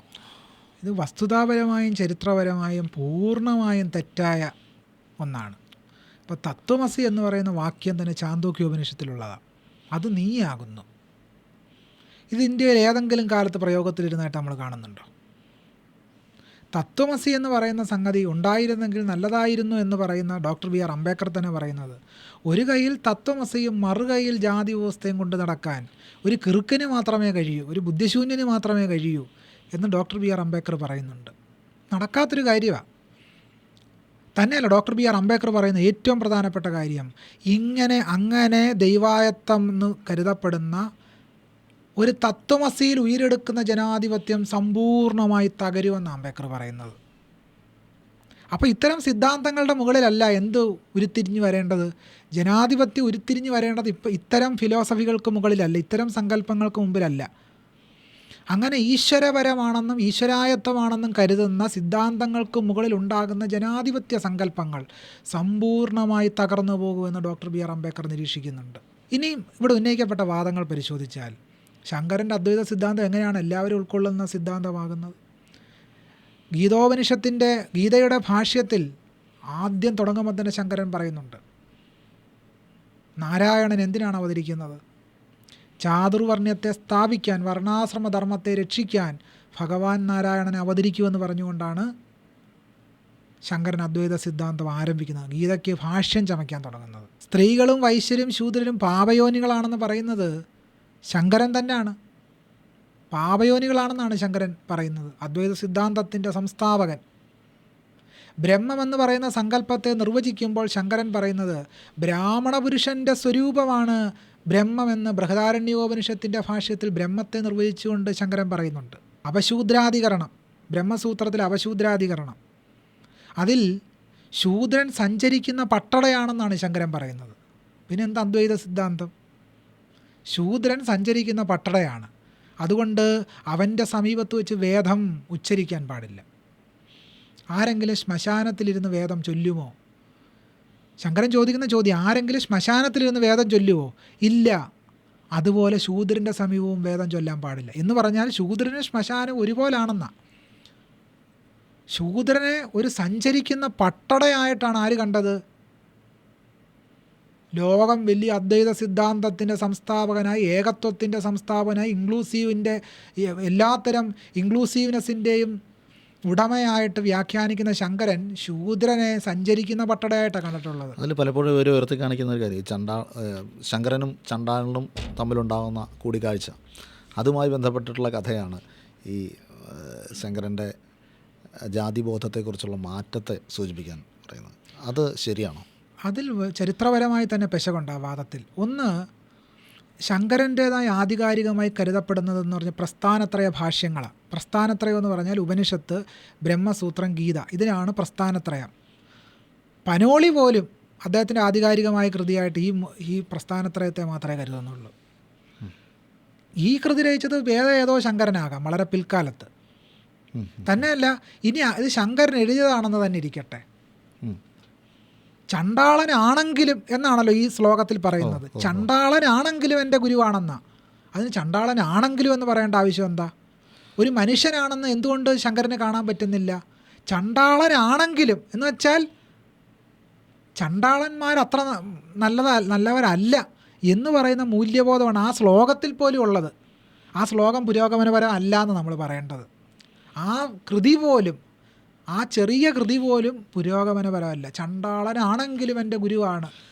ശങ്കരൻ്റെ അദ്വൈതത്തിൽ നിന്നും നാരായണ ഗുരുവിലേക്ക് എത്തുമ്പോൾ ഇതിനെല്ലാം അദ്ദേഹം നിഷേധിക്കുന്നുണ്ട്. എങ്ങനെയാണ് ആ ഒരു മാറ്റം ഈ ദർശനത്തിൽ? ഒന്ന്, പൊതുവെ ശങ്കരൻ്റെ അദ്വൈത സിദ്ധാന്തത്തെയാണ് നാരായണ ഗുരുവും പിൻപറ്റിയത് എന്ന് പൊതുവെ ഒരു വാദമുണ്ട്. അതൊക്കെ ടെറിഷറിയായ ചില സോഴ്സുകളെ മുൻനിർത്തി, പ്രത്യേകിച്ച് നടരാജഗുരുവിൻ്റെയൊക്കെ ചില പ്രസ്താവനകളെ മുൻനിർത്തിയാണ് ഗുരു അദ്വൈതിയാണെന്നൊക്കെ സ്ഥാപിക്കുന്നതിലെ പ്രസ്താവനകൾ പലപ്പോഴും കണ്ടിട്ടുള്ളത്. ഇവിടെ ഈ നടരാജഗുരുവിൻ്റെ നിത്യചൈതന്യ എഴുതിയുടെയൊക്കെ ഒരു പ്രശ്നമെന്ന് വെച്ചാൽ അവരാരും നാരായണ ഗുരുവിൻ്റെ കൃത്യമായ ചിന്തകളെ പങ്കിട്ടവരാണ് എന്ന് ചരിത്രപരമായി കരുതുവാൻ സാധ്യമല്ല. നടരാജഗുരുവാകട്ടെ, നിത്യചൈതന്യ യതിയാകട്ടെ, ഇവരൊക്കെ തന്നെ ആത്യന്തികമായി വർണ്ണവ്യവസ്ഥയും ജാതി വ്യവസ്ഥയും ന്യായീകരിച്ചവരാണ്. യതിയുടെ ഭഗവത്ഗീത വ്യാഖ്യാനം നോക്കിയാലും വളരെ കൃത്യമായി ചാതുർവർണ്ണത്തെ സ്ഥാപിക്കുന്ന ഒരാളാണ്. നടരാജഗുരുവിനും യാതൊരു വ്യത്യാസവും അക്കാര്യത്തിൽ. അപ്പോൾ അതുകൊണ്ട് നമ്മൾ നാരായണ ഗുരുവിനെ സവിശേഷമായി പരിശോധിക്കേണ്ടിയിരിക്കുന്നു. ശങ്കരന് തെറ്റുപറ്റിയെന്ന് 3 സന്ദർഭങ്ങളിലാണ് ഗുരു പറഞ്ഞിട്ടുള്ളത്. ശങ്കരന് തെറ്റുപറ്റി.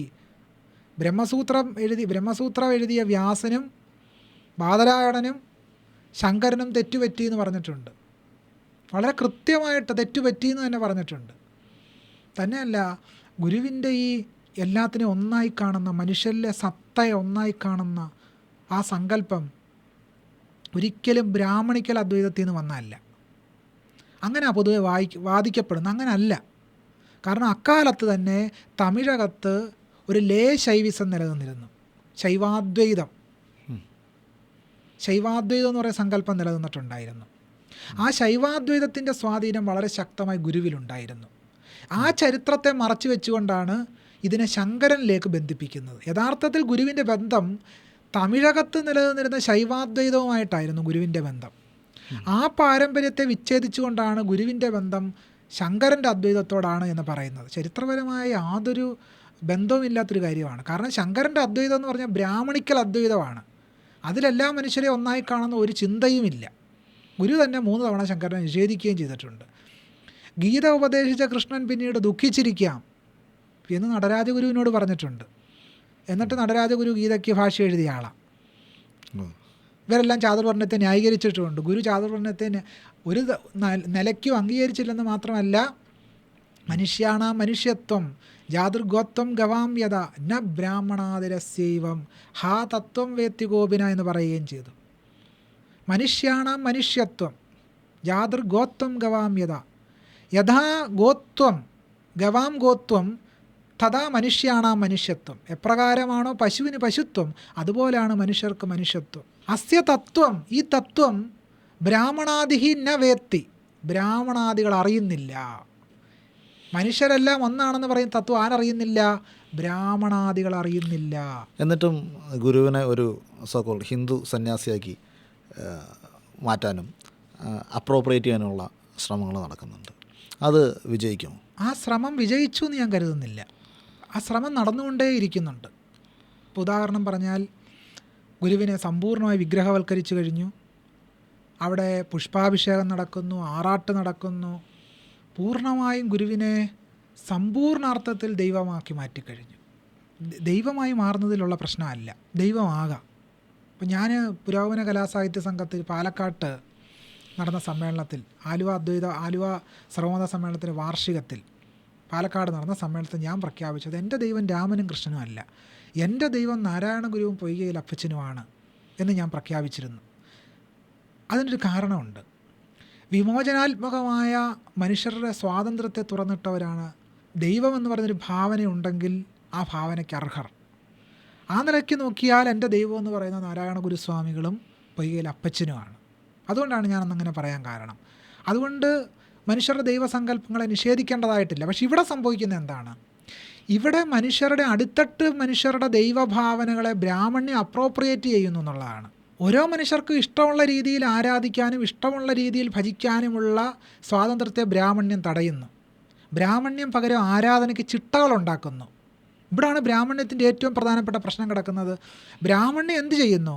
അഴിഞ്ഞതും ഏകാത്മകമല്ലാത്തതും തുറന്നതുമായ എല്ലാത്തിനെയും ചിട്ടവൽക്കരിച്ച് ബ്രാഹ്മണ്യത്തിൻ്റെ അടഞ്ഞ ചട്ടക്കൂട്ടിനുള്ളിലാക്കുന്നു. അങ്ങനെ വരുമ്പോൾ 5 മണിക്ക് തുറക്കാൻ പാടുള്ളൂ, 12 മണിക്ക് അടയ്ക്കണം, വൈകിട്ട് 6 മണിക്ക് തുറക്കണം, 8 മണിക്ക് അത്താഴ പൂജ വേണം. ഇങ്ങനെ കുറേ ചിട്ടവട്ടങ്ങളുണ്ടാകും. ആ ചിട്ടവട്ടം ഉണ്ടാകുമ്പോൾ എന്ത് സംഭവിക്കും? അവിടെ ചില പ്രത്യേക ആൾക്കാരെ പൂജ ചെയ്യാൻ പാടുള്ളൂ എന്നുള്ള ചിട്ടയുണ്ടാകും എന്നൊക്കെ വരുന്നു. ഇപ്പോൾ ഇതിൻ്റെ ഏറ്റവും വലിയ പ്രശ്നം കിടക്കുന്ന, ഒരിക്കൽ ഞാനും ഭരണഘടനാ വിദഗ്ധനും നിയമജ്ഞനും ഒക്കെ ആയിരുന്ന നാഷണൽ ലോ സ്കൂളിൻ്റെ VC ഒക്കെ ആയിരുന്ന പ്രൊഫസർ ഡോക്ടർ മോഹൻ ഗോപാൽ സാറും ഞാനും കൂടെ ഒരിക്കൽ അരുവിപ്പുറത്ത് ശിവപ്രതിഷ്ഠ കാണാൻ പോയി. അന്ന് എനിക്കെതിരെ വലിയ ആക്രമണങ്ങൾ നടക്കുന്നൊരു സമയമാണ്. ഭീകരമായ സനാതന ധർമ്മ വിവാദമൊക്കെ ബന്ധപ്പെട്ട് ആക്രമണം നടക്കുന്ന സമയത്താണ് അവിടെ ചെല്ലുന്നത്. അപ്പോൾ ഏതാണ്ട് ഒരു 12 മണി കഴിഞ്ഞപ്പോഴാണ് ഞങ്ങൾ അവിടെ എത്തുന്നത്. ആ സമയത്ത് ഈ ശ്രീകോവിൽ അടച്ചിരുന്നു. അപ്പോൾ ഞങ്ങൾ ചോദിച്ചതൊന്ന് തുറന്ന് കാണാൻ എന്താ മാർഗം? അല്ല, അത് അടച്ചു, ഇനിയും തുറക്കത്തില്ല, ഇനിയും കാണാൻ സാധ്യമല്ല. അപ്പോൾ എന്താ കാരണമെന്ന് അവിടുത്തെ ഒരു സന്യാസി പറഞ്ഞത്, ഭഗവാൻ ഉറങ്ങുകയാണ്, ഇനി ആരെയും കാണത്തില്ല. എന്തായിരുന്നു നാരായണ ഗുരുവിൻ്റെ ദൈവസങ്കല്പം? ഗുരു പ്രതിഷ്ഠിക്കുന്ന ഒരു 4 വശത്തും ചുറ്റുകെട്ടുള്ള ഒരു സ്ഥലത്തല്ല ഗുരു പ്രതിഷ്ഠിച്ചത്. ഗുരു തുറസായ സ്ഥലത്താണ് അവിടെ ശിവനെ പ്രതിഷ്ഠിച്ചത്. വളരെ പിന്നീടാണ് അവിടെ മതിലുകൾ ഉണ്ടാകുന്നത്. മോഹൻ ഗോപാൽ സാർ അദ്ദേഹത്തിൻ്റെ ചെറുപ്പകാലത്ത് ഓർമ്മ പങ്കുവെക്കുന്നുണ്ട്. മോഹൻ ഗോപാൽ സാർ പറഞ്ഞത്, മുൻപൊക്കെ എൻ്റെ ചെറുപ്പകാലത്ത് ഇവിടെ വരുമ്പോൾ പാതി ചാരി ഇടുമായിരുന്നു ഈ വാതിൽ. ആർക്ക് വേണമെങ്കിലും എപ്പോൾ വേണമെങ്കിലും അത് തുറന്ന് ആ വിഗ്രഹം കാണാമായിരുന്നു. അപ്പോൾ എത്ര വേഗമാണ് ഈ ബ്രാഹ്മണ്യവൽക്കരണം നടക്കുന്നത്. ബ്രാഹ്മണ്യത്തിൻ്റെ ചിട്ടയിലേക്ക് മുഴുവൻ ക്ഷേത്രസങ്കല്പങ്ങളും മാറുക, ബ്രാഹ്മണ്യത്തിൻ്റെ അനുഷ്ഠാന സൂചികയിലേക്ക് മറ്റ് സങ്കല്പങ്ങളെ മാനദണ്ഡമാക്കി ഇതിനേക്ക് മാറ്റിയെടുക്കുക. ഇങ്ങനെ ഭീകരമായ ബ്രാഹ്മണ്യവൽക്കരണം നമ്മുടെ സമൂഹത്തിൽ നടക്കുന്നുണ്ട്. പക്ഷേ അതിനെതിരെയും ഗുരുവിൻ്റെ ദർശനങ്ങളും ചിന്തകളും ഉപയോഗിച്ചുകൊണ്ട് പ്രതിരോധിക്കുക എന്നുള്ളതാണ് നമ്മളുള്ള പ്രധാനപ്പെട്ട പോംവഴിയായിട്ട് ഞാൻ കാണുന്നത്. ബ്രാഹ്മണ്യം എല്ലാത്തിനെയും ഉൾച്ചേർക്കുന്നതാണ് എന്ന് പറയുന്ന വാദം യഥാർത്ഥത്തിൽ ഉൾച്ചേർക്കുകയല്ല, എല്ലാത്തിനെയും അപ്രോപ്രിയേറ്റ് ചെയ്യാൻ ശ്രമിക്കുകയും അതിൻ്റെ ചിട്ടവട്ടങ്ങളിലേക്ക് ഉള്ളിലേക്ക് ഒതുക്കാൻ ശ്രമിക്കുകയും ആണ് ചെയ്യുന്നതാണ്. അതുകൊണ്ട് തന്നെ ഈ ബ്രാഹ്മണ്യത്തിൻ്റെ മൂല്യബോധം പലപ്പോഴും ആധ്യാത്മികമോ അല്ലെങ്കിൽ ധാർമ്മികതയോ അടിസ്ഥാനപ്പെടുത്തിയല്ല, ഒരു അധികാര ഘടനയെ നിലനിർത്തുന്നതുമായിട്ട് ബന്ധപ്പെടുത്തിയിട്ടാണ് നമുക്ക് മനസ്സിലാക്കുക. അതുകൊണ്ടായിരിക്കും ഒരുപക്ഷെ ഒരു നിരീശ്വരവാദിയായിരുന്ന ഒരു വ്യക്തിയാണ് ഇവിടെ ഹിന്ദുത്വ എന്ന് പറയുന്ന സങ്കല്പം ഒരു രാഷ്ട്രീയ സിദ്ധാന്തമായി ഉയർത്തിക്കൊണ്ടുവന്നത്. ഈ ഹിന്ദുത്വ രാഷ്ട്രീയ സിദ്ധാന്തവും ബ്രാഹ്മണ്യവും തമ്മിൽ എങ്ങനെയാണ് ബന്ധപ്പെട്ടെടുക്കുന്നത്? ഹിന്ദുത്വ രാഷ്ട്രീയത്തിന് ഒരു വിശ്വാസ പദ്ധതിയുണ്ട്. ആ വിശ്വാസ പദ്ധതി എന്ന് പറയുന്നത് ദൈവവിശ്വാസവുമായി ബന്ധപ്പെട്ട ഒന്നല്ല. അവിടാണ് ഈ പ്രശ്നം കിടക്കുന്നത്. ഒരു നിരീശ്വരവാദിക്കും ആരാകാം? ചാതുർവർണ്ണയത്തിൽ വിശ്വസിക്കാം. അതുകൊണ്ടാണ് ഗോൾവാക്കറും സവർക്കറും ഒക്കെ തന്നെ അവരുടെ ഗ്രന്ഥങ്ങൾ എഴുതിയത് വിരാട് പുരുഷനാകുന്ന, ചാതുർവർണ്ണയം സൃഷ്ടിച്ച വിരാട് പുരുഷനാകുന്ന മഹത്വർഗത്തിൻ്റെ ജീവനാണ് ഹിന്ദുത്വത്തിൻ്റെ അടിത്തറ എന്ന് പറഞ്ഞത്. ഗോൾവാക്കർ വളരെ കൃത്യമായിട്ട് ബെഞ്ച് ഓഫ് തോട്ട്സിൽ പറയുന്നുണ്ടല്ലോ, ഹിന്ദുത്വം എന്ന് പറയുന്ന മഹത്വർഗത്തിൻ്റെ ജീവൻ ആരാണ്? ഈ വിരാട് പുരുഷനാണ്. ഈ വിരാട് പുരുഷൻ്റെ പ്രത്യേകത എന്താ? ഈ വിരാട് പുരുഷനാണ് ചാതുർവർണ്ണയം സൃഷ്ടിച്ചത്. അടിസ്ഥാനപരമായി ഹിന്ദുത്വം എന്ന് പറയുന്നത് ചാതുർവർണ്ണയ വിശ്വാസവുമായി ബന്ധപ്പെട്ട, അതിന് ഏതെങ്കിലും ദേവതാ സങ്കല്പവുമായിട്ടോ വിമോചനാത്മകമായ ആശയങ്ങളുമായിട്ടോ യാതൊരു ബന്ധവുമില്ല. അത് ചെയ്യുന്ന എന്താണ്? തദ്ദേശീയമായ ആര്യേതരമായ ദൈവസങ്കല്പങ്ങളെ മുഴുവൻ ചാതുർവർണ്ണയവൽക്കരിക്കുക. അത് നൂറ്റാണ്ടുകളായിട്ട് ചെയ്തു വരുന്ന അത് തന്നെയാണ്, ഇപ്പോഴും ചെയ്തുകൊണ്ടിരിക്കുന്ന അതാണ്. 1-2 ഉദാഹരണങ്ങളോട് അത് വ്യക്തമാക്കാം. ശബരിമല തന്നെ ഏറ്റവും പ്രധാനപ്പെട്ട ഒരു തെളിവായിട്ട് നമ്മുടെ മുമ്പ് നിൽപ്പുണ്ടല്ലോ. അയ്യപ്പൻ എന്ന് പറയുന്ന ഒരു തദ്ദേശീയ മൂർത്തി എവിടുന്നോ വന്ന ഒരു തന്ത്രിയാൽ പൂജിക്കപ്പെടുന്ന, കേരളീയം പോലും അല്ല, മലയാള ബ്രാഹ്മണം പൂജിക്കണമെന്ന് പറയുന്നു, പക്ഷേ വിദേശത്തു നിന്ന് വന്ന ഒരാളാണ് ശബരിമലയുടെ തന്ത്രി. പക്ഷേ മേൽശാന്തി ആയിരിക്കേണ്ടത് ആരാണ്? മലയാള ബ്രാഹ്മണനായിരിക്കുകയും വേണം. അതങ്ങനെ ശരിയാവും? തന്ത്രി മലയാള ബ്രാഹ്മണനല്ലല്ലോ. അത് ഞാൻ ആനുഷംഗികമായി സൂചിപ്പിച്ചു. ഇങ്ങനെ ധാരാളം വൈരുദ്ധ്യങ്ങൾ ഇതിനകത്ത് തന്നെ ഉണ്ട്. തിരുപ്പതി ക്ഷേത്രത്തെപ്പറ്റി സ്കന്ദപുരാണത്തിൽ പരാമർശിക്കുന്നുണ്ട്. അത് ആദ്യകാലത്ത് ചാമ കൃഷി ചെയ്തിരുന്ന ആദിവാസികൾ പൂജിച്ചിരുന്ന സ്ഥലമായിരുന്നു തിരുപ്പതി എന്നാണ് സ്കന്ദപുരാണത്തിൽ പറയുന്നത്. ചാമ കൃഷി ചെയ്തിരുന്ന ആദിവാസികൾ അവിടെ നിന്ന് അടിച്ചു പുറത്താക്കി. തിരുപ്പതി ക്ഷേത്രം ആരുടെയായി? ബ്രാഹ്മണ പൗരോഹിത്യത്തിൻ്റെ ഏറ്റവും വലിയ അടയാളമായി, സാംസ്കാരിക മൂലധനമായി അത് മാറി. ഇങ്ങനെ എത്രയോ ദേവതാ സങ്കല്പങ്ങൾ, വിന്ധ്യാവനപർവ്വതവാസികളായിരുന്ന ആദിവാസികളുടെ ദൈവസങ്കല്പമായിരുന്ന അമ്മ ദൈവം ബ്രാഹ്മണർ ദുർഗയാക്കി മാറ്റി. മുരുകനെ ബ്രാഹ്മണർ സ്കന്ദനാക്കി മാറ്റി. തമിഴകത്തിൻ്റെ പ്രധാനപ്പെട്ട ആരാധനാമൂർത്തിയായ മുരുകനെ ശിവപാർവതി സങ്കല്പത്തിലേക്ക് ഉൾച്ചേർത്ത് സ്കന്ദനാക്കി മാറ്റി. അതുമായി ബന്ധപ്പെടുത്തി മുരുകനെ ബ്രാഹ്മണ ദൈവമാക്കി മാറ്റി. തദ്ദേശീയരുടെ ദൈവമായിരുന്ന ശിവനെ ബ്രാഹ്മണ ശിവനാക്കി മാറ്റി. ഇപ്പോൾ ദക്ഷയാഗം കഥയിൽ ശിവനെ ദക്ഷൻ ചണ്ടാളൻ എന്നാണ് വിളിക്കുന്നത്. പക്ഷേ ആ ശിവനെ ആരാക്കി മാറ്റി? ബ്രാഹ്മണ ശിവനാക്കി മാറ്റി. അപ്പോൾ ബ്രാഹ്മണേതരമായ എന്തൊക്കെ ഇവിടെ ഉണ്ടായിരുന്നോ അതിനെ മുഴുവൻ ബ്രാഹ്മണവൽക്കരിച്ചുകൊണ്ടാണ് ഈ നമ്പൂതിരി ബ്രാഹ്മണ്യം, ആര്യബ്രാഹ്മണ്യം ഭീകരമായ സാംസ്കാരിക, സാമൂഹ്യ, രാഷ്ട്രീയ അധിനിവേശം ഇന്ത്യയിൽ നടത്തിക്കൊണ്ടിരിക്കുന്നത്. അതുകൊണ്ട് അവർക്കൊന്നും ഇതിൽ ഈ ദേവതകളോട് ആത്മാർത്ഥമായ വിശ്വാസം ഉണ്ടായിട്ടൊന്നുമല്ല. പകരം എന്താണ്? ചാതുർവർണ്ണ്യത്തിൻ്റെ യുക്തിക്കുള്ളിലായിരിക്കണം ഇതെല്ലാം പ്രവർത്തിക്കേണ്ടത്. അതുകൊണ്ടാണ് ദൈവങ്ങളെപ്പോലെ എന്ത് ചെയ്തത്? ഉപനയിച്ചത്. മഹാരാഷ്ട്രയിലെ പശുപാലക ഗോത്രവർഗ്ഗങ്ങൾ ആരാധിച്ചുകൊണ്ടിരുന്ന വിഠൽ എന്ന് പറയുന്ന ദൈവം ആരായി മാറി? പിൽക്കാലത്ത് കൃഷ്ണനായി മാറി. ചരിത്ര പണ്ഡിതനായ DD കൊസാംബി ഈ മാറ്റത്തെ പറ്റി വിശദമായിട്ട് എഴുതിയിട്ടുണ്ട്. എങ്ങനെയാണ് പശുപാലക ഗോത്രക്കാർ ആരാധിച്ചുകൊണ്ടിരുന്ന വിഠൽ വിഷ്ണുവായി മാറിയത്? OBCകളുടെ ദൈവമായിരുന്നു. ഇന്ന് അത് ആരായി മാറി? പന്താർപുരിയിലെ കൃഷ്ണനായി മാറി. അപ്പോൾ ഇങ്ങനെ നമ്മുടെ സമൂഹത്തിൽ ഇപ്പോൾ അടുത്തിടെ കേരളത്തിൽ സമകാലികമായി സംഭവിച്ചുകൊണ്ടിരിക്കുന്ന പ്രശ്നം എന്താണ്? ദളിതരുടെയും പിന്നോക്കക്കാരുടെയും കാവുകളും കുളങ്ങളും കോട്ടങ്ങളും തെയ്യങ്ങളും ഒക്കെ തന്നെ ഈ ഭീകരമായ ബ്രാഹ്മണവൽക്കരണത്തിന് വിധേയമായിക്കൊണ്ടിരിക്കുക. ദേവപ്രശ്നം എന്ന് പറയുന്ന പരിപാടിയിലൂടെയാണ് ഇത് നടക്കുന്നത്. ഒരു ജ്യോത്സ്യൻ ദേവപ്രശ്നത്തിന് വരുന്നു.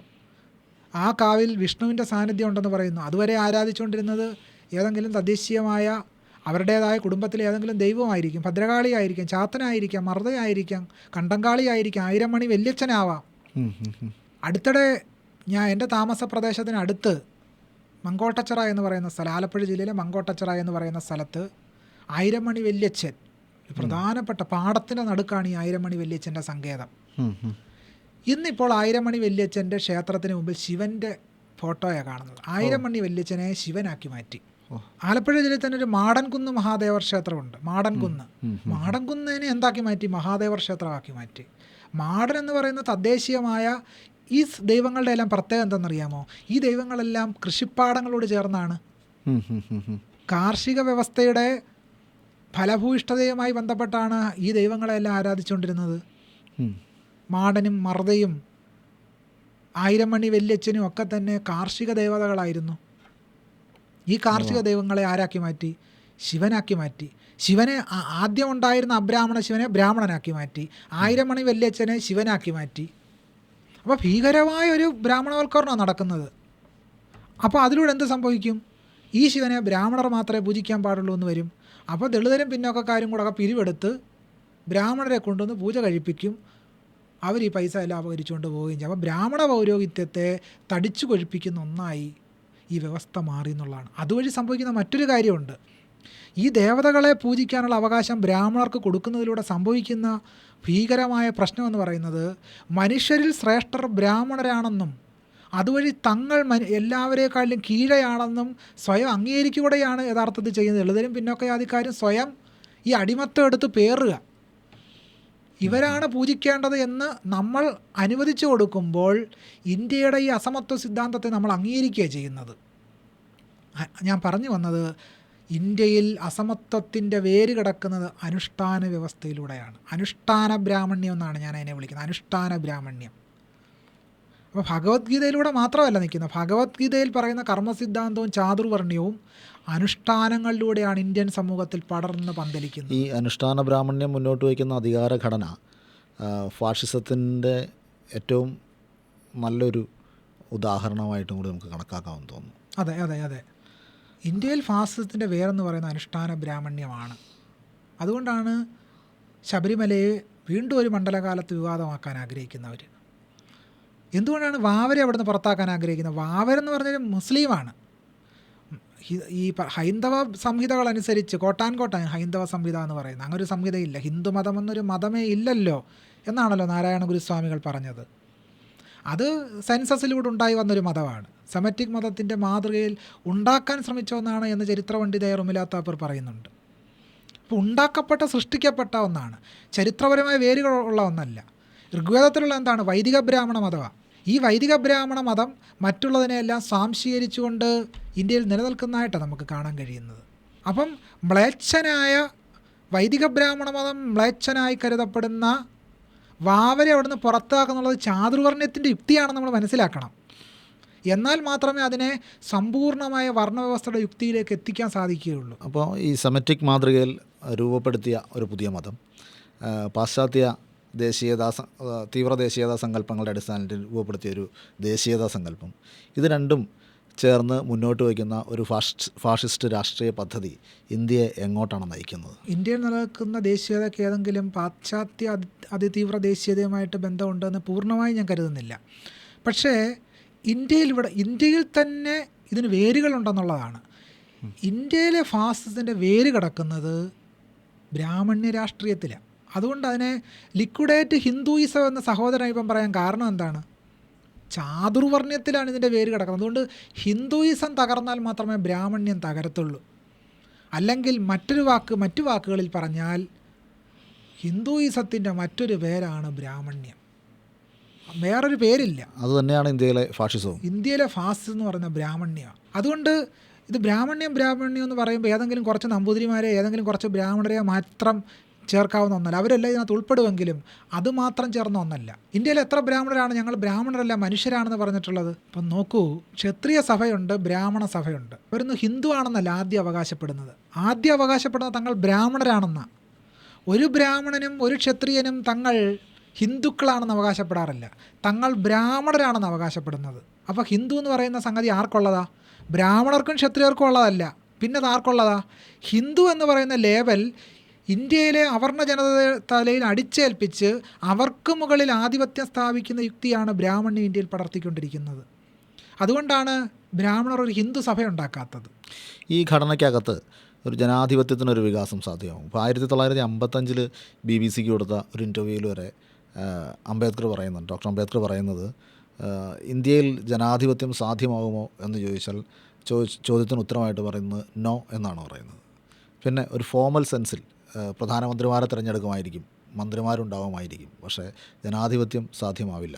എന്താണ് അതിന് കാരണം? ഇന്ത്യയിൽ ജനാധിപത്യം വികസിക്കുന്നതിനുള്ള ഏറ്റവും പ്രധാനപ്പെട്ട വിലങ്ങുതടി എന്ന് പറയുന്നത് ബ്രാഹ്മണ്യമാണ്.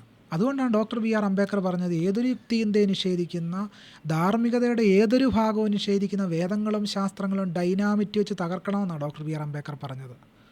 ഒന്ന് ആലോചിച്ച് നോക്കൂ, മനുസ്മൃതി കത്തിക്കാൻ കൊളോണിയൽ ഭരണകാലത്ത് ഡോക്ടർ ബി ആർ അംബേദ്കറിന് സാധിച്ചു.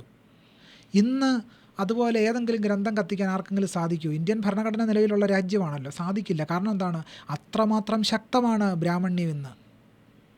അതിനെതിരെ വലിയ മുന്നേറ്റവും വലിയ പടവരുതലും ഉള്ളതുകൊണ്ടാണ് നാമമാത്രമായിട്ടെങ്കിലും ജനാധിപത്യ ഇന്ത്യയിൽ നിലനിൽക്കുന്നത്. നോക്കൂ, ഇന്ത്യയിലെ സുപ്രീം കോടതിയിൽ 33 പേര് ബ്രാഹ്മണരാണ്. സുപ്രീം കോടതിയിലെ ജഡ്ജിമാരിൽ 33 പേര് ബ്രാഹ്മണരാണ്. അങ്കുൽ പലിവാളിൻ്റെ പഠനങ്ങൾ സൂചിപ്പിക്കുന്നത് ഇന്ത്യൻ സർവകലാശാലകളിലെ 92% തസ്തികകളിലും സവർണരാണെന്നാണ്. കേരളത്തിലെ സ്ഥിതിവിശേഷം എന്താണ്? കേരളത്തിലെ ദേവസ്വം ബോർഡിന് കീഴിലുള്ള കോളേജുകളിലും സ്കൂളുകളിലും അധ്യാപക തസ്തികകളിലെ 96% പേരും സവർണരാണ്. ഇതെന്തുകൊണ്ടാണ് നടക്കുന്നത്? ആസൂത്രണ സാമ്പത്തികകാര്യ വകുപ്പിൻ്റെ കണക്ക് സൂചിപ്പിക്കുന്നത് കേരളത്തിലെ പൊതുമേഖലാ സ്ഥാപനങ്ങളിൽ പട്ടികജാതി പട്ടികവർഗ വിഭാഗങ്ങളുടെ പ്രാതിനിധ്യം ശൂന്യതരമാണ്, വട്ടപൂജ്യമാണെന്ന് പറഞ്ഞാൽ പോലും അത്ഭുതത്തിന് അവകാശമില്ല. ഇങ്ങനെ എത്രയോ കണക്കുകൾ പറയാനുണ്ട്. സംവരണമാണെങ്കിൽ നിരന്തരം അട്ടിമറിക്കപ്പെട്ടുകൊണ്ടിരിക്കുന്നു. സംവരണം ചെന്നായ നീതിയാണെന്ന് ചിലർ പ്രചരിപ്പിക്കുന്നു. ഡോക്ടർ ബി ആർ അംബേദ്കർ പറഞ്ഞ എന്താണ്? റെപ്രസെൻറ്റേഷൻ ഫോർ ഓൾ ക്ലാസസ് എന്ന. എല്ലാ ഇന്ത്യയിൽ ജനാധിപത്യം നിലനിൽക്കണമെങ്കിൽ എന്ത് വേണം? എല്ലാ സമുദായങ്ങൾക്കും പ്രാതിനിധ്യമുള്ളൊരു ഭരണകൂടം വരണം. പക്ഷേ ഇന്ത്യയിലെ ജനാധിപത്യ ഭരണകൂടങ്ങൾ എല്ലാ സമുദായങ്ങൾക്കും പ്രാതിനിധ്യമുള്ളൊരു ഭരണകൂടമാണോ? അല്ല. സാമുദായിക പ്രാതിനിധ്യമാണ് എൻ്റെ ദേശീയവാദമെന്ന് സഹോദരൻ അയ്യപ്പൻ പറയുന്നുണ്ട്. കാരണം എന്താണ്? ഇന്ത്യയിൽ ജനാധിപത്യം നിലനിൽക്കണമെങ്കിൽ അത് സാമുദായിക പ്രാതിനിധ്യത്തിലൂടെ മാത്രമേ ജനാധിപത്യം തളിരിടുകയുള്ളൂ എന്ന് സഹോദരൻ അയ്യപ്പൻ ആഴത്തിൽ തിരിച്ചറിഞ്ഞിരുന്നു. പക്ഷേ നിർഭാഗ്യവശാൽ ഇന്ത്യയിൽ ബ്രാഹ്മണ്യത്തിനാണ് മേൽക്കൈ എന്നുള്ളത് കൊണ്ട് തന്നെ എല്ലാ അർത്ഥത്തിലും എല്ലാ മേഖലകളിലും ഈ സാമുദായിക പ്രാതിനിധ്യം എന്ന് പറയുന്ന സംഗതി അട്ടിമറിക്കപ്പെട്ടുകൊണ്ടിരിക്കുക. സാമുദായിക പ്രാതിനിധ്യത്തിന് വേണ്ടിയുള്ള വാദങ്ങളെ സ്വത്വവാദം എന്ന് പറഞ്ഞുകൊണ്ടാണ് ആക്ഷേപിക്കപ്പെടുന്നത്. സവർണ ആളുകൾ ഇതൊരു സവർണവാദമാണ്. സ്വത്വവാദം എന്ന് പറയുന്ന വാദം ഒരു സവർണവാദമാണ്. അത് ഇന്ത്യയിലെ അടിച്ചമർത്തപ്പെട്ട ജനവിഭാഗങ്ങൾ അവകാശങ്ങൾ ഉന്നയിക്കാതിരിക്കാൻ വേണ്ടി സവർണർ ഉണ്ടാക്കിയ ഒരു സങ്കല്പമാണ് സ്വത്വവാദം എന്ന് പറയുന്നത്. സവർണരാൽ സൃഷ്ടിക്കപ്പെട്ട ഒന്നാണ്. ഇന്ത്യൻ ഭരണഘടന ഈ സ്വത്വങ്ങളെയെല്ലാം അംഗീകരിച്ചിരിക്കുന്നു. ഇന്ത്യൻ ഭരണഘടന ഈ സ്വത്വങ്ങളെ അംഗീകരിക്കുന്നത് കൊണ്ടാണ് എന്ത് വന്നത്? സംവരണം വന്നത്. ഇന്ത്യൻ ഭരണഘടന ഒരു സ്വത്വത്തിനും എതിരല്ല. മുസ്ലിം ന്യൂനപക്ഷങ്ങൾക്ക് പ്രാതിനിധ്യം അനുവദിച്ചത് എന്തുകൊണ്ടാണ്? അവരുടെ സവിശേഷമായ സ്വത്വം അംഗീകരിച്ചുകൊണ്ടാണ്. സിഖുകാർക്ക്, ആംഗ്ലോ ഇന്ത്യൻസിന് സവിശേഷമായ പ്രാതിനിധ്യം കൊടുക്കുന്നത് എങ്ങനെയാണ്? ആ സ്വത്വം അംഗീകരിച്ചിട്ടാണ്. ഇന്ത്യയിലെ സ്ത്രീകൾക്ക് സംവരണം അനുവദിച്ചത് എങ്ങനെയാണ്? സ്ത്രീ സ്വത്വത്തെ അംഗീകരിച്ചുകൊണ്ടാണ്. ഇത്രയും പേർക്ക് അനുവദിക്കുന്ന കാര്യം പിന്നോക്ക ജാതിക്കാർക്കും ദളിതർക്കും അനുവദിക്കത്തില്ല. എന്താണ്? പിന്നോക്ക ജാതിക്കാർക്കും ദളിതർക്കും സവിശേഷമായ സ്വത്വം വരാൻ പാടില്ല. അവരുടെ എല്ലാ സ്വത്വത്തെ അഴിച്ചു കളഞ്ഞ് അവരെ അടിച്ച് പദം വരുത്തി അവരെ ആത്മാവില്ലാത്ത അഴുക്ക് ചണ്ടികളായി നിലനിർത്താനാണ് ഇന്ത്യയിലെ സവർണ രാഷ്ട്രീയം നിരന്തരം ശ്രമിച്ചുകൊണ്ടിരിക്കുന്നത്. അതുകൊണ്ടാണ് സ്വത്വവാദം ഭീകരമാണ്, അപകടമാണ് എന്നിങ്ങനെ നിരന്തരം വാദങ്ങൾ ചെലുത്തിക്കൊണ്ടിരിക്കുന്നത്. അതായത് അതിലേറ്റവും കൗതുകകരമായ കാര്യം, ഹിന്ദുത്വ രാഷ്ട്രീയവാദികളാൽ കൊല ചെയ്യപ്പെട്ട ഗാന്ധി പോലും ഈ സ്വത്വത്തെ അംഗീകരിക്കാൻ തയ്യാറായിരുന്നില്ല. ഇല്ല. ഗാന്ധി എന്തുകൊണ്ട് അങ്ങനെ? അപ്പോൾ ഈ ബ്രാഹ്മണിക്കൽ മതം മുന്നോട്ട് വയ്ക്കുന്ന ഒരു മൂല്യബോധത്തിനും മുന്നോട്ട് വയ്ക്കുന്ന ദർശനങ്ങൾക്ക് ഒരു പൊതു സ്വീകാര്യത ഗാന്ധിയെ പോലെ, അല്ലെങ്കിൽ നമ്മൾ ചിന്തിക്കുന്നതെന്ന് കരുതുന്ന പല മനുഷ്യരെയും പോലെ. ഇപ്പോൾ തരൂർ പുസ്തകം എഴുതിയപ്പോൾ why I am a Hindu എന്നാണ് എഴുതിയത്. കാഞ്ചായിലയുടെ why am not a Hindu എന്ന പുസ്തകത്തിൻ്റെ പേര് തലതിരിച്ചിടുന്ന ഒരവസ്ഥ, അത് പിന്നോട്ട് നടത്തമാണെന്ന് പൊതുസമൂഹം മനസ്സിലാക്കുന്നതേയില്ല. ഇപ്പോൾ ശശി തരൂരിൻ്റെ വാദങ്ങൾ എടുത്ത് പരിശോധിച്ചാൽ ശശി തരൂർ സവർണ എലൈറ്റിൻ്റെ വാദങ്ങളാണ് ഉന്നയിക്കുന്നത്. ഞാൻ വ്യക്തിപരമായി അദ്ദേഹത്തിൻ്റെ വാദങ്ങൾ പരിഗണിക്കുന്ന ഒരാളല്ല. കാരണം അദ്ദേഹം ഒരു സവർണ ഹിന്ദുത്വവാദിയാണ്. അദ്ദേഹത്തിൻ്റെ എല്ലാ ഗ്രന്ഥങ്ങളും, ഹിന്ദുയിസം എന്ന് പറയുന്ന അദ്ദേഹത്തിൻ്റെ പുസ്തകം പരിശോധിച്ചാൽ അറിയാം. വിവേകാനന്ദനൊക്കെ വലിയ പുരോഗമന വിപ്ലവകാരിയാണെന്നാണ് ഈ തരൂർ പറഞ്ഞിട്ടുള്ളത്. എങ്ങനെയാണ് വിവേകാനന്ദൻ വലിയ പുരോഗമനകാരിയാകുന്നത്? ഞാൻ അതിനെ സംബന്ധിച്ച് ഒന്ന് രണ്ട് പ്രഭാഷണങ്ങൾ തന്നെ നടത്തിയിട്ടുണ്ട്. ജാതി ദൈവം തന്ന മഹത്തായ സ്ഥാപനമാണെന്ന് അഭിപ്രായപ്പെട്ട ആളാണ് വിവേകാനന്ദൻ. ജാതി ഇന്ത്യക്ക് ലഭിച്ച ഏറ്റവും മഹത്തായ സ്ഥാപനമാണ് എന്ന് അഭിപ്രായപ്പെട്ട ആളാണ്. ആര്യൻ വംശീയത ഏറ്റവും മഹത്തായ സിദ്ധാന്തമാണെന്നും ആര്യന്മാർ മറ്റുള്ളവരോട് കലരാതെ ജീവിച്ചത് ഏറ്റവും നല്ലതാണെന്ന് അഭിപ്രായപ്പെട്ട ആളാണ് വിവേകാനന്ദൻ. തെക്കേ ഇന്ത്യക്കാർ ദ്രാവിഡർ മോശമാണെന്ന് അഭിപ്രായപ്പെട്ട ആളാണ് വിവേകാനന്ദൻ. ഹിന്ദു വർഗത്തിൽ നിന്ന് പുറത്തു പോകുന്ന ഏതൊരാളും മോശപ്പെട്ട ആളാണെന്ന് എഴുതിയ ആളാണ് വിവേകാനന്ദൻ. നിർഭാഗ്യവശാൽ ഗുജറാത്തിൽ നടന്ന കലാപകാലത്ത് വിവേകാനന്ദൻ്റെ ഈ വാചകമാണ് ഫ്ലെക്സ് ബോർഡിൽ ഉന്നയിക്കപ്പെട്ടത്. അപ്പോൾ ഇവരെയൊക്കെ മുൻനിർത്തിക്കൊണ്ടാണ് ചില വാദങ്ങൾ സവർണ എലൈറ്റുകൾ ഉന്നയിക്കുന്നത്. ഇവർ ഒരേ സമയത്ത് അംബേദ്കറെ പറ്റി പുസ്തകം എഴുതുകയും ചെയ്യും, അതേ സമയത്ത് ഹിന്ദുത്വവാദത്തെ പുൽകുകയും ചെയ്യും. അപ്പോൾ ഹിന്ദുത്വത്തിന് മൃദു ഹിന്ദുത്വമെന്നോ സോഫ്റ്റ് അങ്ങനെ ഒരു കഠിന ഹിന്ദുത്വം ഒരു വഴിയില്ല.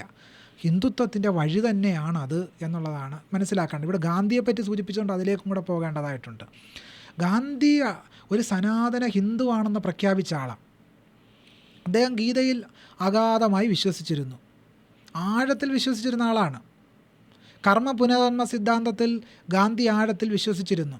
തന്നെയല്ല, ഗാന്ധിക്ക് ഒരിക്കലും ദളിതരോട് സവിശേഷമായ സ്നേഹമുണ്ടായിരുന്നെങ്കിൽ എന്തുകൊണ്ടാണ് ദളിതരുടെ അവകാശങ്ങൾക്ക് വേണ്ടി അദ്ദേഹം നിലക്കൊള്ളാതിരുന്നത്? ദളിതരുടെ സവിശേഷമായ പ്രാന്ത്യ അവകാശത്തിന് ഈ ഇന്ത്യയിൽ എതിർനിന്ന ഏറ്റവും വലിയ ആളാണ് ഗാന്ധി എന്ന് പറയുന്നത്. ഒരേ സമയം യങ് ഇന്ത്യയിൽ അല്ലെങ്കിൽ ഹരിജനിലും അദ്ദേഹത്തിൻ്റെ മറ്റേ ഗുജറാത്തി പ്രസിദ്ധീകരണത്തിലും എഴുതുന്ന ഒരേ സമയം എഴുതുന്ന ലേഖനങ്ങളിൽ 2 നിലപാടുകൾ ജാതിയുമായി ബന്ധപ്പെട്ട് സ്വീകരിച്ചിരുന്നു. ഇത് അംബേദ്കർ തന്നെ സൂചിപ്പിക്കുന്നുണ്ട്. ഈ വൈരുദ്ധ്യം അംബേദ്കർ തന്നെ പറയുന്നുണ്ട്. എന്തുകൊണ്ടാണ് ഗാന്ധി ഇങ്ങനെ 2 തരം നിലപാടുകൾ സ്വീകരിക്കുന്നത്?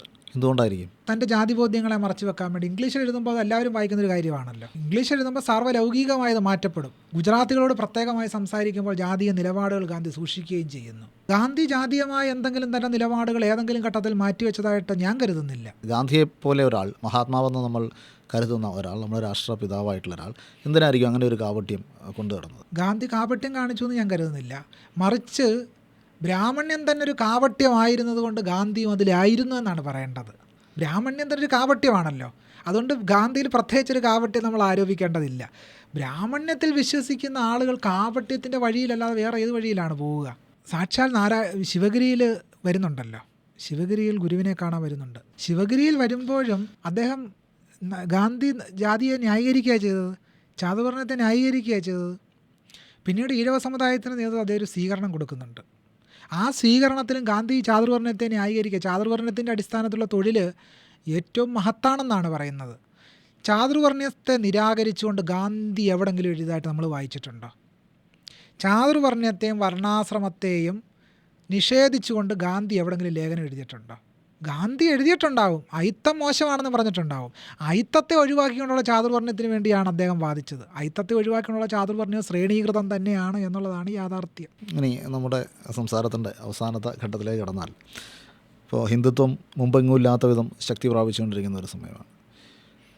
ആധുനിക ജനാധിപത്യ സങ്കല്പങ്ങളും ഭരണഘടനാ ധാർമ്മികതയും മുന്നോട്ട് വയ്ക്കുന്ന ഒരു മൂല്യബോധത്തെ ഹിന്ദുത്വത്തിന് ഒരിക്കലും അംഗീകരിക്കാൻ കഴിയില്ല. ഈ ഒരു സാഹചര്യത്തിൽ ഹിന്ദുത്വത്തിൻ്റെ അടുത്ത ഘട്ടം എങ്ങനെയായിരിക്കും? വളരെ ആഴത്തിലുള്ളൊരു ചോദ്യമാണ്. അതിന് മുഴുവൻ അർത്ഥത്തിൽ എനിക്ക് മറുപടി പറയാൻ കഴിയുമോ എന്ന് പറയാനും കഴിയില്ല, സാധിക്കില്ല അതിന്. പക്ഷേ ചില പഠനങ്ങളുടെയും അനുഭവങ്ങളുടെയും നിരീക്ഷണങ്ങളുടെയും വെളിച്ചത്തിൽ പറയാൻ കഴിയുന്നത്, കേരളത്തെ സംബന്ധിച്ച്, ഇന്ത്യയെ സംബന്ധിച്ച് ഭീകരമായ രീതിയിൽ ഹിന്ദുത്വവൽക്കരണം നടന്നുകൊണ്ടിരിക്കുന്ന ഒരു കാലമാണ്. ബ്രാഹ്മണ്യവൽക്കരണം അത്ര ഭീകരമായി നടന്നുകൊണ്ടിരിക്കുകയാണ്. നമ്മുടെ സൂക്ഷ്മമായ ജീവിതത്തിൽ എല്ലാ മേഖലകളും അത് വ്യാപിച്ചു കഴിഞ്ഞു. അതുകൊണ്ട് തന്നെ ഇപ്പോൾ അത് 2ാം ഘട്ടത്തിൽ ഭരണകൂട വ്യവസ്ഥയായി ഇപ്പോൾ നിലനിൽക്കുക. ഇനി അതിൻ്റെ ലക്ഷ്യം, കേരളത്തെ നോക്കിയാൽ കേരളത്തിൽ അത്തരം ഒരു ഭരണകൂട വ്യവസ്ഥയായി ഹിന്ദുത്വം മാറുക എന്നുള്ളതാണ് അത് ശ്രമിച്ചുകൊണ്ടിരിക്കുന്നത്. ഭരണഘടനയെ തന്നെ മാറ്റിമറിച്ചു കഴിഞ്ഞു. ഭാരതീയ ന്യായസംഹിത വന്നു കഴിഞ്ഞു. ഭാരതീയ ന്യായസംഹിത നീതിന്യായ വ്യവസ്ഥയെ തന്നെ ഭാരതീയവൽക്കരിക്കുക, ഇന്ത്യനാക്കുക എന്നുള്ള ലക്ഷ്യത്തിലാണ് അത് കൊണ്ടുവന്നതെന്നാണ് പറയപ്പെടുന്നത്. പക്ഷേ അതിൽ ഓരോ ഭാഗം എടുത്ത് പരിശോധിക്കുമ്പോൾ അത് കൂടുതൽ മനുസ്മൃതിവൽക്കരിക്കപ്പെടുകയാണ് ചെയ്തത് നമുക്ക് ബോധ്യം. അതിലെ ശിക്ഷാവ്യവസ്ഥകൾ നോക്കുമ്പോൾ UAPA കുറേ കൂടെ കടുപ്പത്തിൽ ഇപ്പോൾ ന്യായസംഹിതയിൽ വന്നിട്ടുണ്ട് എന്നൊക്കെ നമുക്ക് കാണാൻ കഴിയുന്നുണ്ട്. അപ്പോൾ എല്ലാ അർത്ഥത്തിലും ചാതുർവർണ്ണ്യം കൂടുതൽ ബലപ്പെടാൻ, ആധുനികമായ ചാതുർവർണ്ണ്യം ശക്തമായി മാറാനുള്ള സാധ്യതകളാണ് ഇനി അങ്ങോട്ട് കാണുന്നത്. അതിൻ്റെ ആദ്യഘട്ടത്തിൽ ഏറ്റവും വലിയ ഭീകര പ്രതികളാക്കി, ഭീകര അപരസ്ഥാനമായി മുസ്ലിങ്ങളെ ഹിന്ദുത്വം മാറ്റിക്കഴിഞ്ഞു. കഴിഞ്ഞ 10 വർഷം കൊണ്ട് മാറ്റിക്കഴിഞ്ഞു. നമ്മുടെ സമൂഹത്തിൽ വലിയ രീതിയിൽ അതിന് പ്രാമുഖ്യം വന്നു കഴിഞ്ഞു. മുസ്ലിം ഉന്മൂലനം കഴിഞ്ഞാൽ അത് ക്രിസ്ത്യാനികളിലേക്കായിരിക്കും. അത് കഴിഞ്ഞാൽ ദളിതരെയും പിന്നോക്ക ജാതിക്കാരെയും സമ്പൂർണ്ണമായി ദമിതരാക്കി ഒരു വലിയ സവർണ രാജ്യമാക്കി ഇന്ത്യയെ മാറ്റുക എന്നുള്ളതായിരിക്കും ഹിന്ദുത്വം ലക്ഷ്യമാക്കാൻ പോകുന്നത്. അതിൻ്റെ ഒരു അടുത്ത പടവിലേക്കത് നീങ്ങിക്കഴിഞ്ഞു എന്നുള്ളതാണ് ഞാൻ മനസ്സിലാക്കുന്നത്. അപ്പോൾ വളരെ നന്ദി. സുദീർഘമായ സംഭാഷണത്തിന് തയ്യാറായതിൽ, താങ്കളെ ഇവിടെ അതിഥിയായി ലഭിച്ചതിൽ ഒരു ഭാഗ്യമായിട്ട് ഞാൻ കണക്കാക്കുന്നു. വളരെ അർത്ഥപൂർണമായ ഒരു സംസാരമായിരുന്നു. നന്ദി. ഇനിയും നമുക്ക് കാണാം.